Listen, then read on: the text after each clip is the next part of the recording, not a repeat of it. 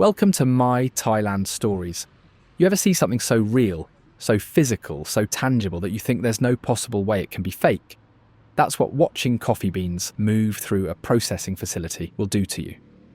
Tonight I'm reading you a letter from Lawrence, 57 years old, insurance broker from Edinburgh, who spent 32 years assessing commercial risk for a living. Let's get into it. My name's Lawrence. I'm 57 from Edinburgh.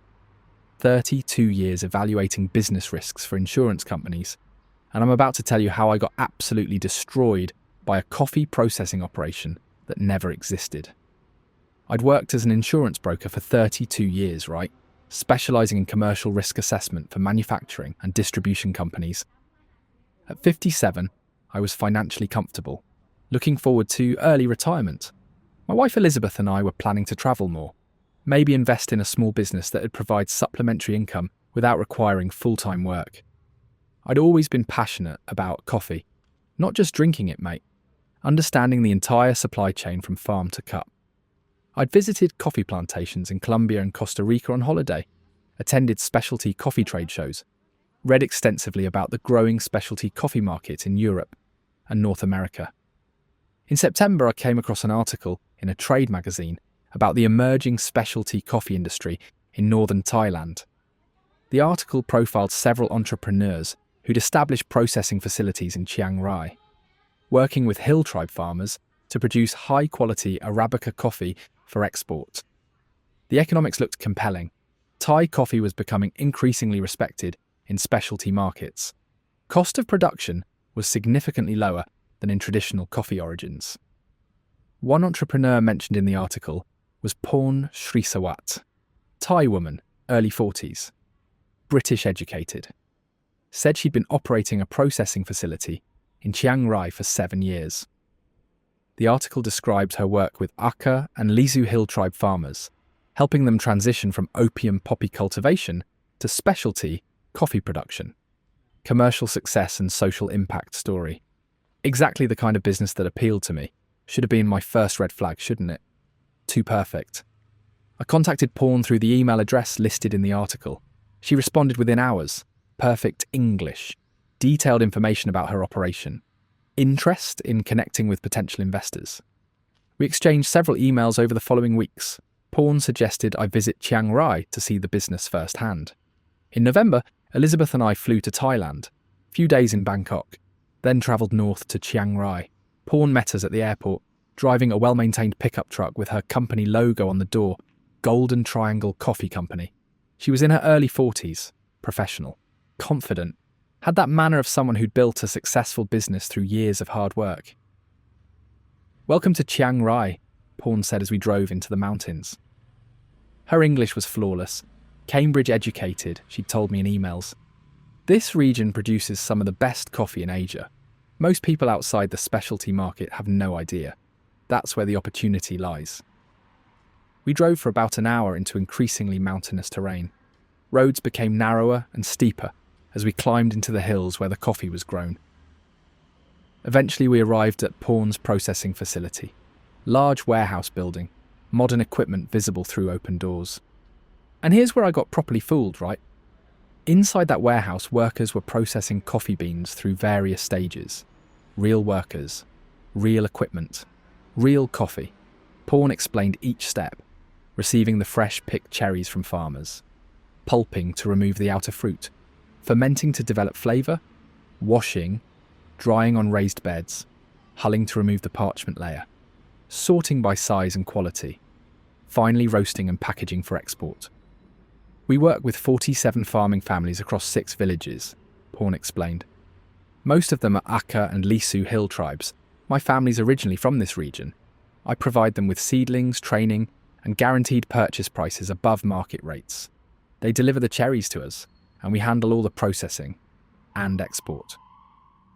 She introduced us to Mongkol, Thai agricultural specialist who managed relationships with the farming communities. Mongkol spoke excellent English, clearly had deep knowledge of coffee cultivation and processing. The key to quality coffee is careful farming and processing, Mongkol explained. We train farmers in shade growing techniques, organic practices, and selective picking. Only the ripest cherries are harvested. This produces coffee that scores 85 to 90 points on the specialty coffee scale, commands premium prices in Europe. Phrom showed us storage rooms filled with bags of green coffee beans, each labelled with lot numbers, processing dates and quality scores, showed us export documentation, shipping manifests, contracts with buyers in the UK, Germany, Netherlands and France. Everything looks professionally organised. "What kind of margins are you seeing?" I asked, my insurance background kicking in. "It depends on the quality grade," Phrom said. "We pay farmers an average of 80 baht per kilogram for fresh cherries. After processing, that yields about 200 grams of green coffee beans per kilogram of cherries. Our processing costs are about 40 baht per kilogram of green beans. So our total cost is around 440 baht per kilogram. We sell to European roasters for an average of £25 per kilogram, which is about 1,000 baht. The margins are excellent." Made sense, right? Perfect sense. Over the next 2 days, Phrom took us to visit several of the farming villages. We met Thawi, introduced as the leader of the farmers' cooperative.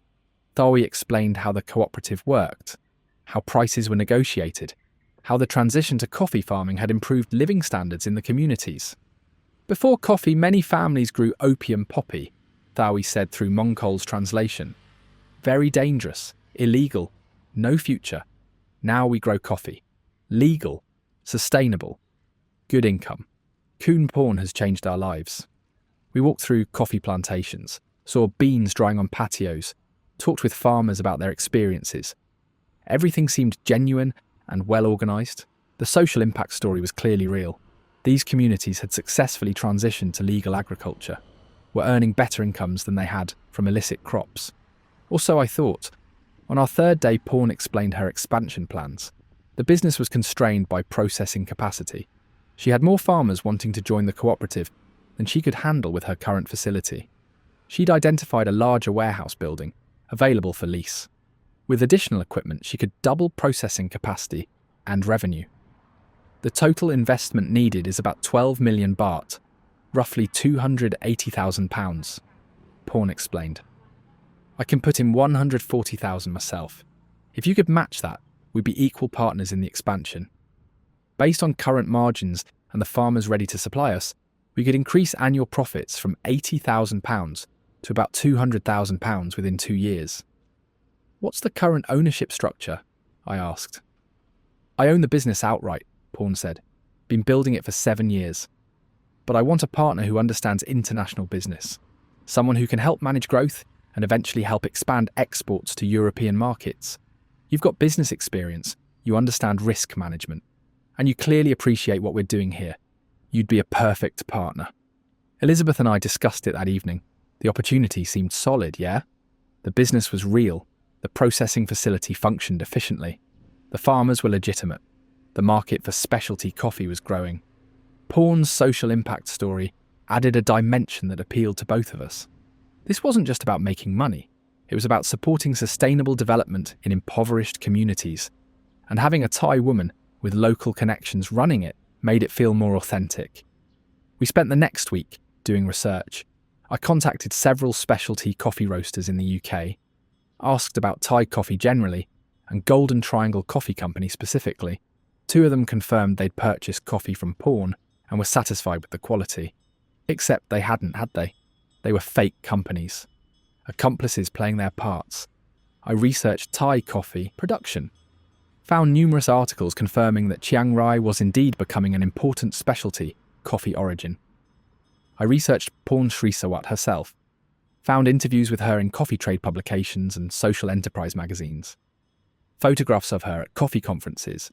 Quotes about sustainable farming practices and women in agriculture. Everything suggested she was exactly who she claimed to be. The financials also made sense. I reviewed 3 years of tax returns, profit and loss statements, bank records.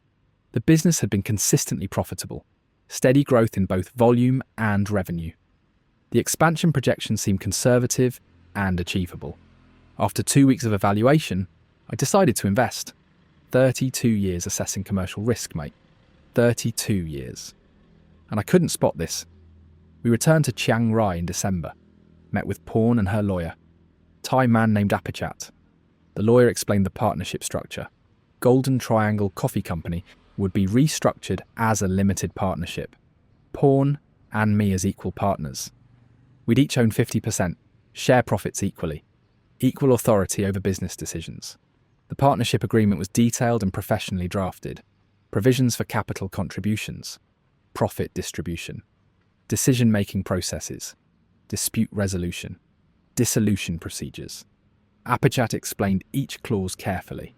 Confirmed that the structure complied with Thai foreign investment regulations. I transferred £124,000 to the partnership's Thai bank account. Total expansion capital £248,000 as planned. The lease for the new warehouse was executed immediately. Phrom began ordering processing equipment from suppliers in Thailand and Europe. My hands were steady when I signed, right? No tremors. I was confident. I'd done my due diligence. I'd evaluated the opportunity properly, except I'd evaluated nothing real, had I?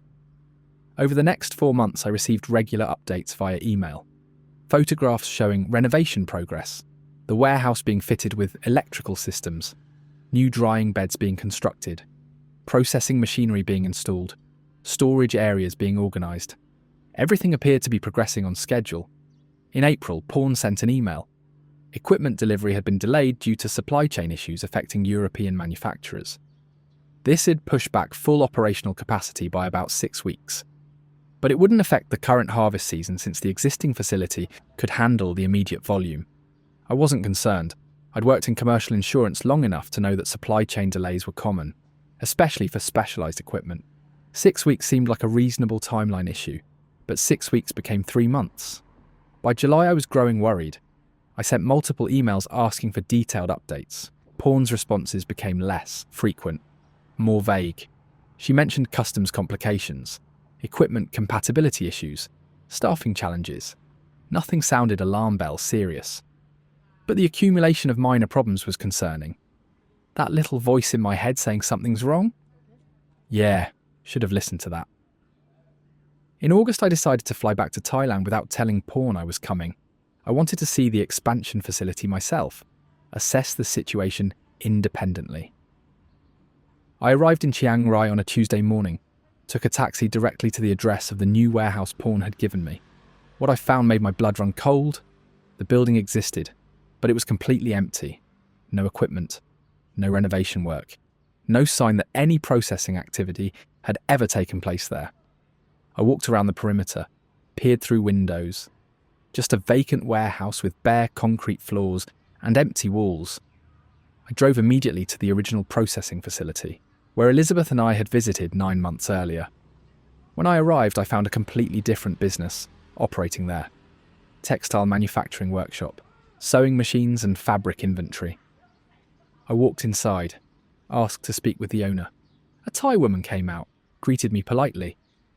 I explained I was looking for Golden Triangle Coffee Company and Phrom Srisawat. She looked confused, said she'd never heard of them. This building had been a textile workshop for 5 years. There'd never been a coffee processing facility here. The ground seemed to tilt beneath me. I'm standing in that textile workshop, trying to make sense of what I'm seeing, right? I pulled out my phone, showed the owner photographs I'd taken during my first visit 9 months earlier. The photographs showed coffee processing equipment, bags of coffee beans, workers sorting and roasting. The owner studied them carefully. "These photographs weren't taken here," she said firmly. "The building layout is similar. We've got the same roof structure and windows, but the interior has never looked like this. I don't know where these photographs were taken, but it wasn't in my workshop. That sick feeling when your entire reality just crumbles." Yeah, that. I thanked her and left. Drove around Chiang Rai for the next 2 hours trying to call Phrom. Her phone went straight to voicemail. Tried calling Mongkol, the agricultural specialist. Disconnected. Tried calling Thawi, the cooperative leader. The number didn't exist. I went to the police station, filed a report. The officer who took my statement spoke limited English but understood enough to grasp that I was claiming fraud. He directed me to the tourist police office in Chiang Mai, about 3 hours south. I drove there immediately, spent the rest of the day giving a detailed statement to a detective. who spoke excellent English. The detective listened carefully, reviewed all my documentation, began investigating. Over the next week, what he uncovered was devastating, mate. Absolutely devastating. Golden Triangle Coffee Company had never existed as a registered business in Chiang Rai or anywhere else in Thailand. The processing facility I'd visited 9 months earlier had been temporarily staged, likely by renting warehouse space for a few days and bringing in rented equipment and hired workers. We believe they created a complete coffee processing operation just for the time you were visiting, the detective explained. The equipment was probably rented from actual coffee processors. The workers were day labourers, hired for temporary work. The bags of coffee beans were real coffee, possibly purchased specifically to create the appearance of inventory. Everything you saw was real in the physical sense, but it was assembled temporarily to deceive you. I watched coffee being processed. I smelled it, I tasted it, I touched the beans. And all of it was theatre, staged specifically for me. The farming villages I'd visited were real villages where real farmers grew coffee, but they had no connection to Phrom or Golden Triangle Coffee Company. The detective visited several of the villages, spoke with farmers. None of them had ever heard of Phrom Srisawat or sold coffee to any processing business called Golden Triangle Coffee Company. These are legitimate coffee farming communities, the detective said. They sell their coffee to various Thai processors and cooperatives. Someone simply identified these villages, learned about their coffee production, and then claimed to be working with them. The farmers had no idea they were being used as props in a fraud. Clever, innit? I hate how clever it is. Thawi, the supposed cooperative leader, didn't exist as a cooperative official in any of the villages. The detective believed he was either a hired actor or a real farmer who was paid to play a role without understanding it was part of a scam. Mongkol, the agricultural specialist, had completely vanished. His phone number was disconnected. No one in the Chiang Rai coffee industry had ever heard of him. The contracts with European coffee roasters that Phrom had shown me were elaborate forgeries. The detective contacted several of the companies listed on the documents. None of them had ever purchased coffee from Golden Triangle Coffee Company or heard of Phrom Srisawat. The shipping manifests, export documentation, and quality certifications were all fake. The level of detail is extraordinary, the detective said. These documents would fool most people because they look exactly like legitimate coffee trade paperwork. But when we verify with the actual companies and government agencies, nothing checks out. 2 UK roasters I contacted during my due diligence, who confirmed buying from Phrom had been part of the deception. The detective worked with British authorities, discovered that those businesses didn't exist. The phone numbers I'd called went to accomplices who played the role of satisfied customers. The websites I'd found appeared legitimate but were created specifically for the scam. I called them myself, mate. I did my due diligence. And they were fake. The whole lot of it was fake. The financial records showing 3 years of profitable operations were complete forgeries. The tax returns had never been filed with Thai revenue authorities. The bank statements were fake. The entire business history had been fabricated. This was a very sophisticated operation, the detective said. They invested significant time and money into creating a convincing illusion, renting a warehouse, bringing in equipment, hiring workers, purchasing actual coffee beans as props, creating detailed financial records. This probably cost them £50,000 to £60,000 to stage. But they stole over £200,000 from multiple investors. So it was a profitable investment in the scam. The detective discovered that I wasn't the only victim. There'd been at least 3 other investors over an 18-month period. A German businessman had invested £98,000. An American entrepreneur had lost £72,000. An Australian retiree had invested £56,000. Our combined losses exceeded £350,000. I eventually connected with 2 of the other victims. Hans, the German businessman, had coffee industry experience, had evaluated the operation even more thoroughly than I had. He'd brought his own coffee quality expert to test the beans and verify the processing methods. The expert confirmed everything was legitimate. I tasted the coffee myself, Hans said during our first phone call. It was excellent quality, exactly what you'd expect from high-altitude Thai Arabica. The processing was done correctly. Everything I checked confirmed it was a real operation. How was I supposed to know the entire business structure was fiction. How indeed, mate? The American victim, Robert, had done what I thought was impossible. He'd travelled to one of the farming villages unannounced, without Porn knowing, had spoken directly with farmers about the cooperative. The farmers had confirmed they grew coffee and worked with various buyers. Robert had interpreted this as verification of Porn's claims. What he hadn't understood was that the farmers weren't specifically working with Porn. They were just general coffee farmers who sold to whoever would buy. They told me what I wanted to hear because I was asking the wrong questions, Robert said. I asked if they grew coffee and sold to processing facilities. They said yes because that was true. I assumed that meant Porn's story checked out. I should have asked specifically about Golden Triangle Coffee Company by name, but I didn't think to do that. The detective's investigation revealed that Porn Srisawat wasn't who she claimed to be. The real Porn Srisawat existed.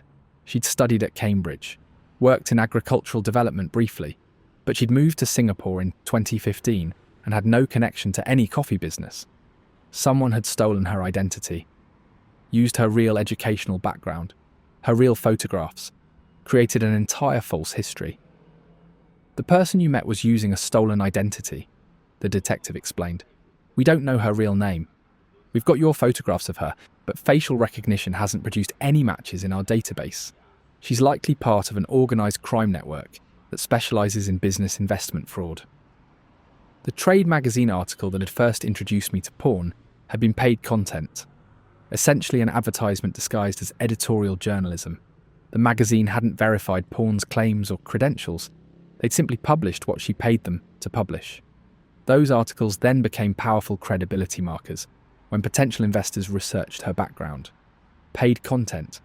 That's all it was. And I trusted it, like it was proper journalism. The lawyer Apichat, who'd prepared our partnership agreement, claimed he'd been deceived. Said Porn had presented him with what appeared to be legitimate business registration documents. He drafted the partnership agreement in good faith. The detective investigated Apichat, found no evidence he was knowingly involved. He appeared to be a legitimate lawyer who'd been used unwittingly. The scammers are careful about this, the detective said. They use real lawyers, real accountants, real service providers. That way, when you verify credentials, everything checks out. The professionals are legitimate. They just don't know they're working on a fraudulent transaction. The bank account I'd transferred money to was real, but it was controlled by individuals using false identities.